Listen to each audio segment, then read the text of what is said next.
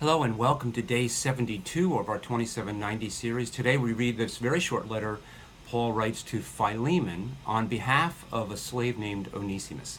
And Paul's a prisoner, and so he writes this letter to Philemon saying, listen, I could order you to treat Onesimus in a certain way, but I would rather appeal to your desire for holiness.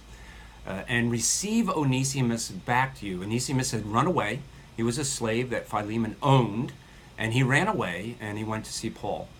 And Paul sends him back to Philemon with a letter and says, listen, as Christians, there is neither slave nor free. And so, Philemon, you need to treat Onesimus as a brother in faith.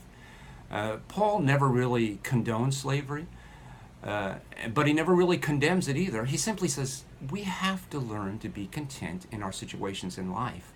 And he encourages Philemon to receive Onesimus back with forgiveness and a new heart.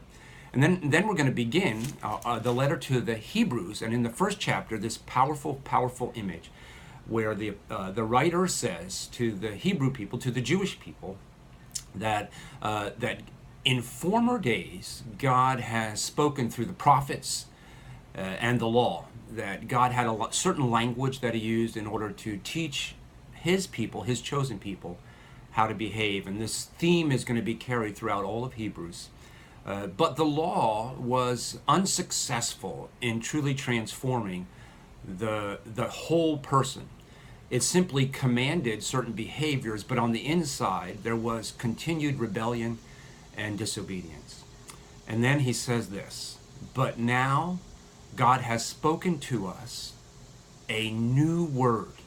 The new language of God is the word of God as seen in the person and the work of Jesus Christ.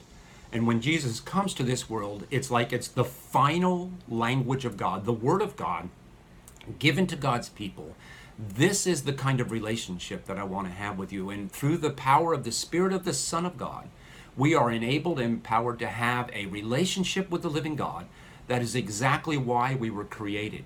And so if we will simply listen to this new language of God, the Spirit of the living God that lives within us, we will be empowered to be transformed and become exactly what we were meant to be. That will lead us to a transformed life that has peace and perseverance and great joy.